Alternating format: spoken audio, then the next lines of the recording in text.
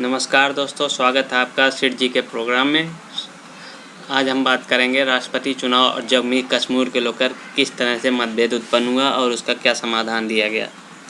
तो इस चैप्टर को अगर हम प्रीलिम्स के लिंक करना चाहें तो ये निर्वाचन मंडल और जम्मू कश्मीर पुनर्गठन अधिनियम 2019 के जो भी प्रावधान हैं उनसे लिंक होंगे, और मेंस के लिए राष्ट्रपति चुनाव की प्रक्रिया किस तरह से होती है वो उस चैप्टर से लिंक होगा।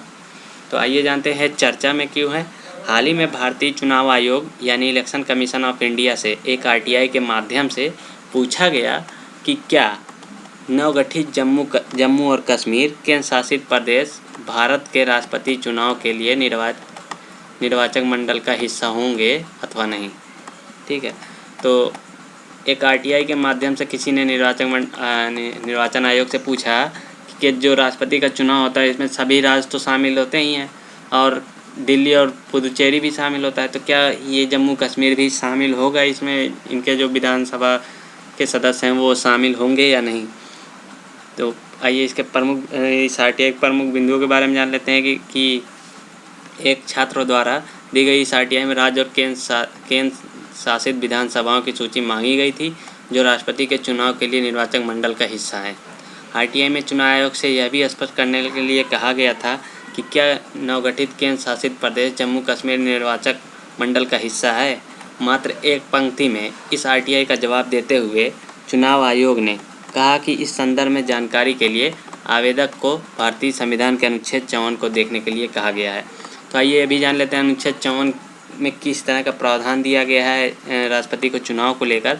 तो भारतीय संविधान के अनुच्छेद 54 के तहत राष्ट्रपति का चुनाव एक निर्वाचक मंडल द्वारा किया जाएगा, जिसमें संसद के दोनों सदनों के निर्वाचित सदस्य और सभी राज्यों तथा राष्ट्रीय राजधानी क्षेत्र दिल्ली एवं केंद्र शासित प्रदेश पुदुचेरी की विधानसभाओं के निर्वाचित सदस्य शामिल होंगे। इसमें इस तरह का प्रावधान दिया गया है। अब जम्मू कश्मीर पर किस तरह से इसको लेकर किस तरह की अस्पष्टता देखी गई है वो इस प्रकार। भारतीय संविधान का अनुच्छेद 54 में केवल दिल्ली और पुदुचेरी का उल्लेख किया गया है जो राष्ट्रपति के चुनाव में निर्वाचक मंडल का हिस्सा होंगे। इस प्रकार अनुच्छेद 54 में नवगठित जम्मू कश्मीर और लद्दाख के संदर्भ में कुछ भी उल्लेख नहीं किया गया है। वहीं अगस्त 2019 से अस्तित्व में आया जम्मू कश्मीर पुनर्गठन अधिनियम भी इस संदर्भ में कुछ निर्दिष्ट नहीं करता है कि जम्मू कश्मीर की विधायिका राष्ट्रपति के चुनाव में मतदान कर पाएगी अथवा नहीं। जम्मू कश्मीर पुनर्गठन अधिनियम की धारा 13 में उल्लेखित किया गया है कि जम्मू और कश्मीर विधानसभा के पास अपने पुदुचेरी विधानमंडल के समान ही शक्तियाँ होंगी। तो संविधान संशोधन की आवश्यकता क्यों पड़ी थी इसमें। तो संविधान के अनुच्छेद 54 में उल्लेखित निर्वाचक मंडल में नए सदस्यों को शामिल करने के लिए संसद में 2/3 बहुमत और 50% से अधिक राज्यों तथा अनुसमर्थन के माध्यम से एक संवैधानिक संशोधन की आवश्यकता होगी। ध्यातव्य कि वर्ष 1992 में 7वें संविधान संशोधन के माध्यम से दिल्ली और पुदुचेरी को अनुच्छेद 54 के तहत निर्वाचक मंडल के सदस्यों के रूप में शामिल किया गया था। यानी अगर जम्मू कश्मीर को भी इसमें शामिल करना होगा तो जो है संसद में 2/3 बहुमत तथा 50% राज्यों से अधिक राज्यों का समर्थन भी इसमें चाहिए। वर्ष 1992 से पूर्व संविधान के अनुच्छेद 54 में केवल संसद के निर्वाचित सदस्यों और राज्यों की विधानसभा ही शामिल थीं। यानी कि जो 1992 से पहले था उसमें दिल्ली और पुदुचेरी भाग नहीं लेता था। आवश्यक है कि चुनाव आयोग नवगठित जम्मू कश्मीर के संबंध में स्थिति को और अधिक स्पष्ट करे तथा जम्मू कश्मीर को राष्ट्रपति चुनाव के निर्वाचन मंडल में शामिल किया जाएगा या नहीं, और यदि शामिल किया जाएगा तो किस प्रकार यह शामिल होगा। आइए देखते हैं राष्ट्रपति का चुनाव किस प्रकार होता है।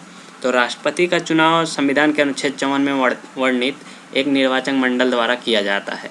इस प्रकार जनता अपने राष्ट्रपति का चुनाव प्रत्यक्ष तौर पर नहीं करती है, बल्कि उसके द्वारा चुने हुए प्रतिनिधियों द्वारा राष्ट्रपति का चुनाव किया जाता है।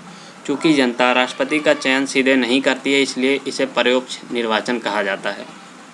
भारत में राष्ट्रपति के चुनाव में एक विशेष प्रकार से मतदान होता है। इसे सिंगल ट्रांसफरेबल वोट सिस्टम कहते हैं। सिंगल वोट यानी मतदाता एक ही वोट देता है, किंतु वह कई उम्मीदवारों को अपनी प्राथमिकता के आधार पर वोट देता है। अर्थात वह बैलेट पेपर पर यह बताता है कि उसकी पहली पसंद कौन है और दूसरी कौन है और तीसरी कौन है। इस प्रकार पहली पसंद वाले वोटों से विजेता का फैसला नहीं हो पाता तो उम्मीदवार के खाते में वोटर की दूसरी पसंद को नए सिंगल की वोट की तरह ट्रांसफ़र किया जाता है। इसलिए इसे सिंगल ट्रांसफरेबल वोट कहा जाता है।